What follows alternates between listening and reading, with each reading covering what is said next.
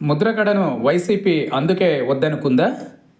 కొందరు రాజకీయ నాయకులు పార్టీలో ఉండే కంటే బయట ఉంటేనే బెటర్, మరికొందరు బయట ఉంటే కంటే పార్టీలో ఉంటే మంచిది. ఎందుకంటే కొందరు నేతలు బయట ఉంటే చిన్న చితక సమస్యలపై చికాకు పుట్టిస్తూ ఉంటారు. మరికొందరు పార్టీలో ఉండి అధికారంలోకి వస్తే తలనొప్పిగా తయారవుతారు. ప్రతి నిర్ణయంపై వారి నుంచి ఎలాంటి రెస్పాన్స్ వస్తుందో పార్టీ అధినేతలు కూడా ఊహించలేరు. అయితే ఈ రెండింటికి సరిగ్గా సరిపోతారు ముద్రగడ పద్మనాభం.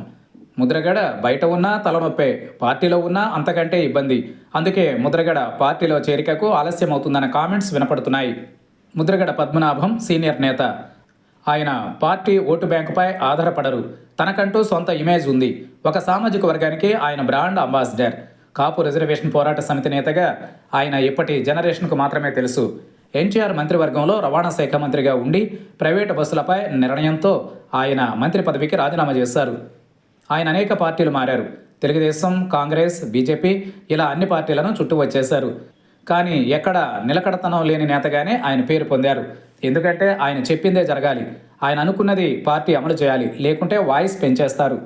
అందుకే పార్టీలు ముద్రగడ పద్మనాభాన్ని తమ పార్టీలోకి చేర్చుకోవడానికి సిద్ధంగా ఉండవు. ఆయనంటే అదొక భయం. ఒక సామాజిక వర్గం బలమైన గొంతుక కావడంతో ఆయనను పక్కన పెట్టుకోవడం పక్కలో బల్లెం పెట్టుకున్నట్లుగానే భావిస్తారు.